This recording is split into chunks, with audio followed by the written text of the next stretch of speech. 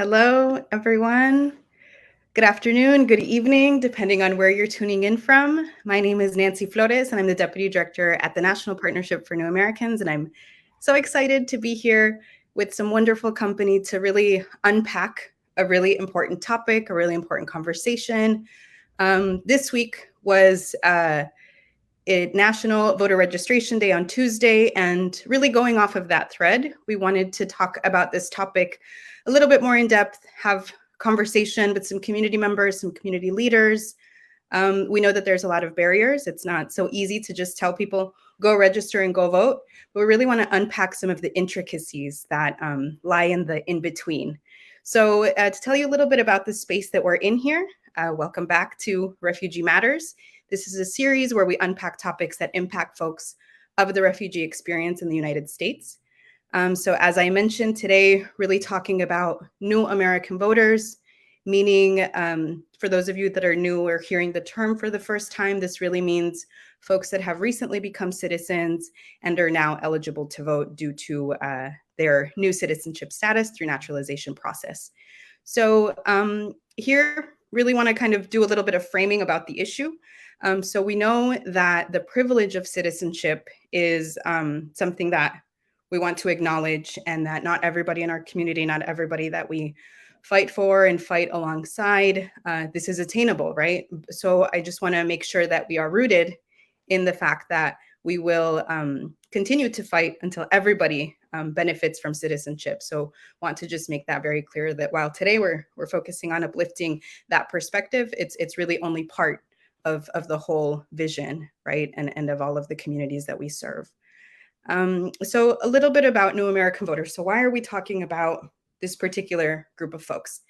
And I think something that's really important to note is that in 2020, Pew Research Center released a study that said that in 2020, for the first time in a national presidential election, naturalized voters were, for the first time ever, 10% of the electorate.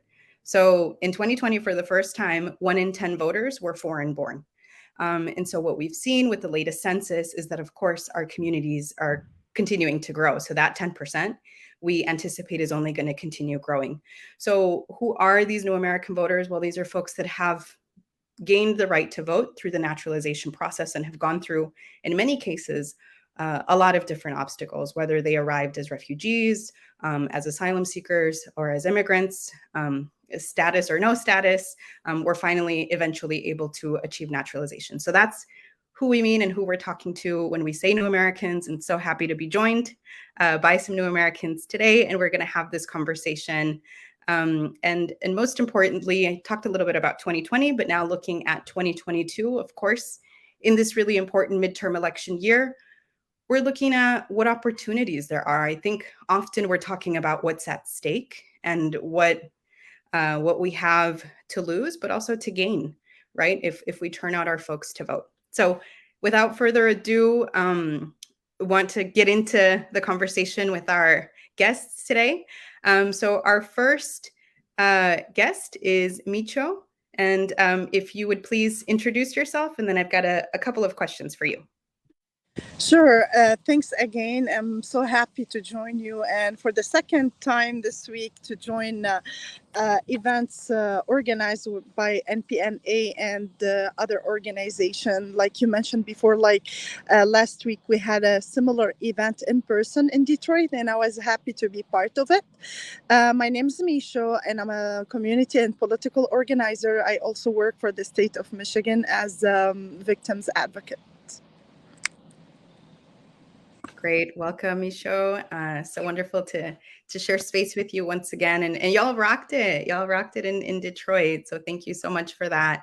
And I love how you said, I'm showing up in my full self with my accent and all of the things that I am. So that's definitely the vibe we want to bring into this space for all of our presenters, our speakers, and then also for all of you tuning in. Always show up with all of yourselves, and especially as you're going to the ballot box, right? Because you're representing a lot of us. So Micho, the question here, I want to open up a question, and of course others, please do weigh in. But you alluded to the really powerful event that you helped moderate last week in Michigan. And I want to make note of something that you shared. You said that you were one of many people that did not vote right away after becoming a US citizen. And I think a lot of people think, okay, right away you become a citizen, right away you register, and right away you vote. But we know that's not the truth for many people in our communities, and that's for a lot of reasons. So, would you share a little bit about your experience and perhaps what would have helped you to become a voter sooner? Sure. It's a long story, and I'm a believer in the power of storytelling when it comes to advocating for any issue.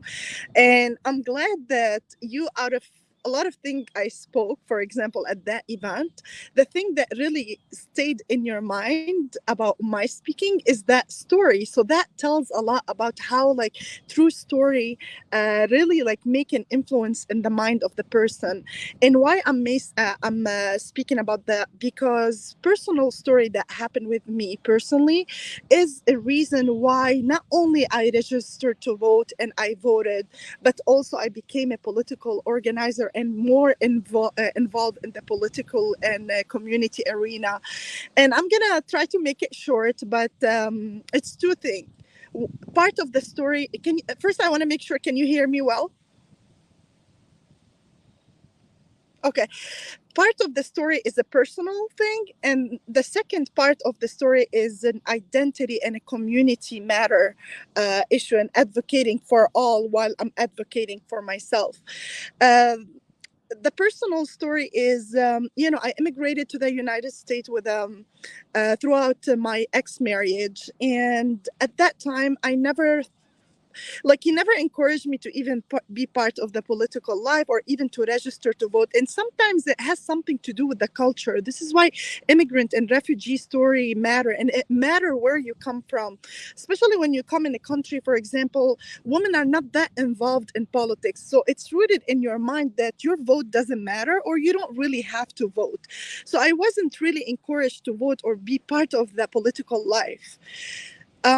Later on, going forward, what happened in 2016 when we had a president who really wasn't welcoming immigrants and wasn't supportive of minority group and peoples of color. This is when it became more of not about me anymore only. It's also about the people who I represent. And when I say the people I represent, I don't only mean strictly only immigrants or only Muslim or only Arab, but also the allies. So it becomes more of a responsibility for yourself and for others who you represent. And I believe to make a change and impact on a big level, whether governmental level, it has to start at the poll location. This is where it starts. So this is a little bit to start by telling the personal story that mattered to me, that made me and motivate me to become more involved in the political life. Great. Thank you. Thank you for sharing that. And that I resonate with that a lot because I saw that in my community and in my family. My mom didn't vote. She became a citizen when I was in the 5th grade, and she didn't start voting until I was like almost in high school, like in middle school. So that's the truth for a lot of people. And I think that we have to get into that a little bit more. So I appreciate that. Thank you for sharing that. So next, I want to introduce Azza Abu Saif, Executive Director of CARE Arizona. Welcome, Azza. So the question here for you that we want to get into, CARE Arizona joined PAS and We Are All American and PNA in releasing a report earlier this year on new citizens in Arizona. Can you tell us a little bit about some of those key findings? What did they show and what were they based on? And really based on that, what opportunities do you see in Arizona if we engage these new and emerging new citizen voters? Yeah, well, thank you so much for having me. I think one of the key findings in the report was the 63,000 newly naturalized citizens just here in Arizona.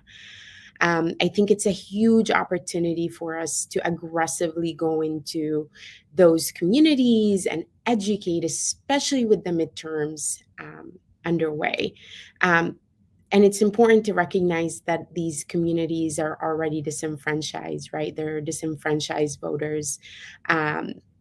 So they're finding themselves right now navigating these, like, the complexities of the system here in the United States in general.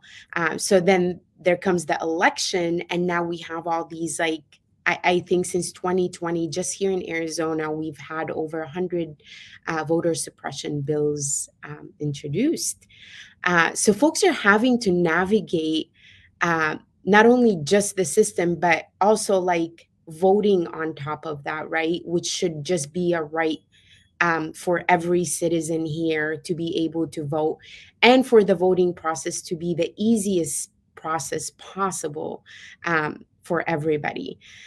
It's one of the best ways for immigrants and refugees to integrate into local communities. It gives them a chance to make their voices heard in their communities, like for policies, for anything that's happening, right? And it's really important for us to help these folks navigate. 63,000 newly naturalized citizens means that these are 63,000 possible new voters, right? And that could make or break an election, or make or break a ballot measure, right? Like all the issues that, the community cares about, they can be made or broken um, with those 63,000 folks. Absolutely. Speaking from Wisconsin, I hear that, and I think that you've hit the nail on the head. I think that what we're trying to do as community advocates, organizations, is many of those folks have become citizens through our organizations, through our partners. So how do we bring them back to the voting process? And I think you've mentioned something, Azza, that's so true. I think that to show up in this country as an immigrant, as a refugee, that's a lot. That's a weight to carry. And if you add on top of that, figuring out how to vote, and you've named it, a lot of folks that are US born are disenfranchised. So that's certainly something that we are very committed, right, to helping folks through that process and to advocate. Yeah, I think it's also important to remember that a lot of folks that are here as refugees or immigrants immigrated for reasons, whether it's like, authoritarian regimes or political persecution or that sort of thing. So there's a lack of belief in the system, and it's our job Right. to make sure that they know that we're here for them and they know that they have rights. Absolutely.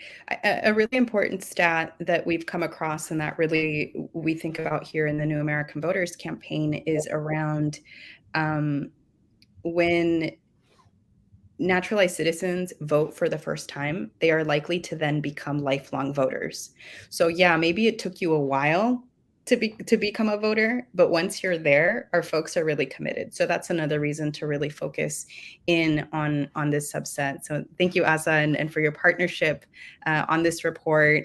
We've gotten a lot of inquiries about it, and surely that number is going to keep growing. Thank you so much for having me. All right. Next, we're heading to Tennessee. Kosar Turk has been doing some amazing and really exciting work to advance the rights of immigrants and refugees in Tennessee. Can you talk to us a little bit about some outreach strategies that you all are implementing to reach new citizens? What's been working? What's not working? I specifically think about Tennessee, and I think about what's possible when we look at states like Georgia, with really increasingly diverse populations in these kind of really critical political moments. But want to turn it to you and see what you're seeing there on the ground.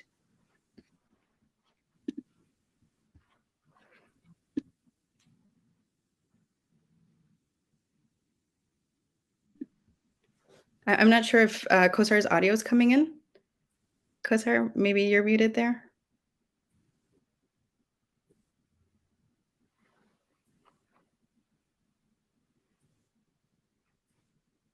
right, well, we're getting Kosar's audio up here.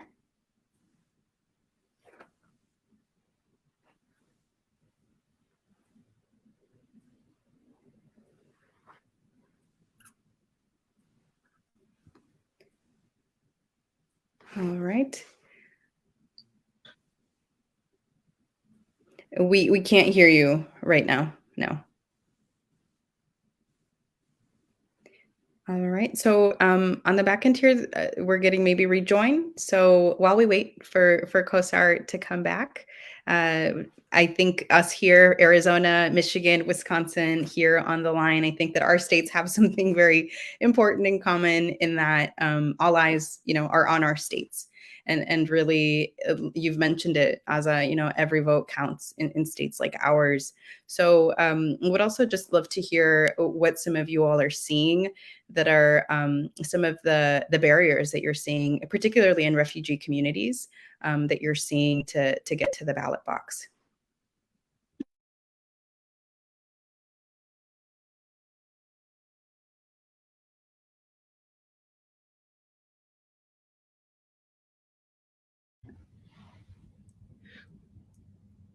Can you hear me? Sorry, you cut off for a second.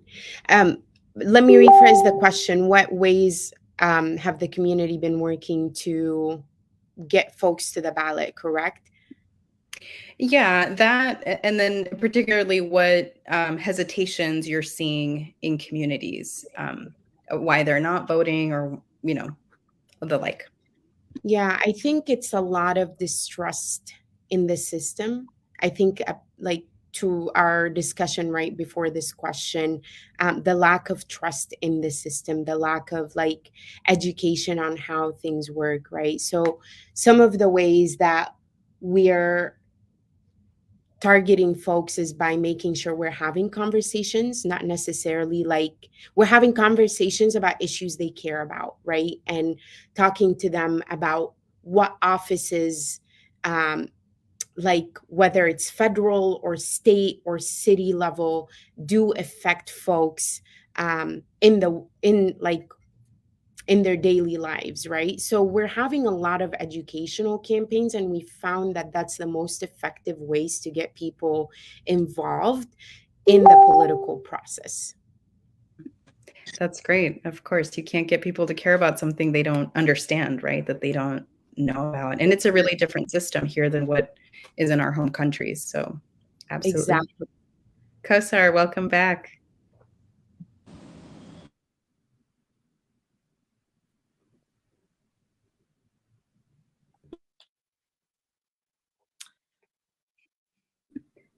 Do you want to go ahead and speak?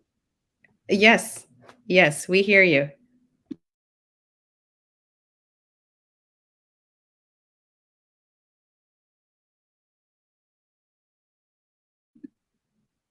Oh, now I don't believe I see you there. Okay.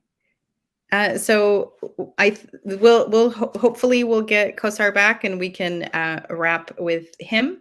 But I'd like to just turn us back to Misho.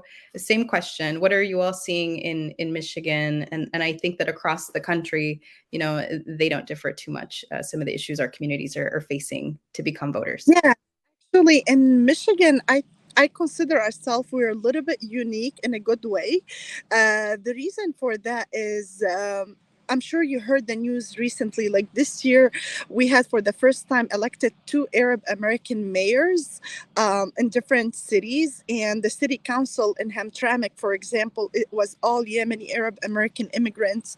Actually, not all of them. The majority Arab American, and there was also someone else Muslim. I forgot what's her background, but she's also immigrant. And we also have on a state level and high governmental level a lot of immigrants background and people from immigrant background. And the reason for that, it shows you the power of organizing politically and the power of voting. Our community, because we had refugees and immigrants came decades ago to Michigan specifically, and Dearborn, in general, in Dearborn specifically, which is in Wayne County in Hamtramck. You see, people have started organizing decades ago, and starting working to push for changes decades ago, and people started occupying different levels of governmental work, and that doesn't happen all of a sudden. To have an elected mayor from Arab American and immigrant root, that of course takes decades of work, not one or two election cycle, and that shows you the power of voting, really. And Also, I have one interesting news and update that happened this year, that in Dearborn now we have Arabic translated ballot in our city. So that's an achievement also, that people worked hard and fought for it. For my information, there was a community leader who fought for this over a decade ago, and it had people now pushing for it on a city council, and advocates, also like nonprofit organization advocacy that pushed for that change this year. And finally it happened this upcoming election, actually in November. People are going to have an Arabic translated ballot. So why we say all these story, to summarize, that it takes long time for that change to happen, and it takes dedication and passion and the power for change. So that's our update. Absolutely. Yeah. Absolutely. So community education campaigns and representation, right? That having our folks represented, that certainly motivates folks to vote, right? That they see themselves. All right. So we have time to just wrap here. Kosar, we're going to give your audio a shot one more time. Do you want to see if you're coming through here? Yeah. Can y'all hear me now? Yes. Success. Third time's the charm, as they say. Welcome. Welcome. Take it away. So sorry, I think our Wi-Fi has been dropping this past week, so apologies. But to your question about outreach strategies, I think first and foremost, it really required us building our rapport and relationship with our communities here in Tennessee. We started out in 2003, our C3 organization, and in 2018 we realized that there was an importance for civic engagement to really invest in elections, and we founded our Turk Votes, our C4 organization, to not only get involved with voter registration and voter turnout, but also endorsing candidates and being part of in the electioneering process. And so through that, we've been able to create relationships with organizations. We've been able to create coalitions.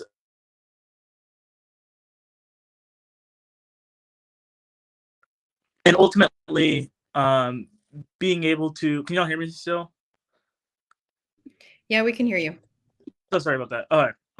And yeah, building those coalitions, and through that, we've been able to use the data that we've been able to access through the van voter file.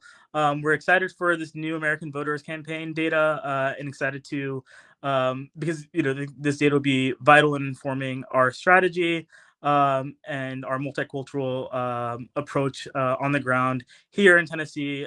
As you said, we believe that we're the next Georgia. That all these southern states, they're not lost causes, or we tend to see a lack of an investment into these regions, and so I think we're seeing in every election we're just inching closer and closer and getting to a point where we're able to really make change. This past year, through our engagement and community organizing, we were able to pass our first pro-immigrant and refugee bill since the start of our organization 19 years ago. So it was 19 years in the making, and it's through creating systems, it's through organizing, it's through relationship building.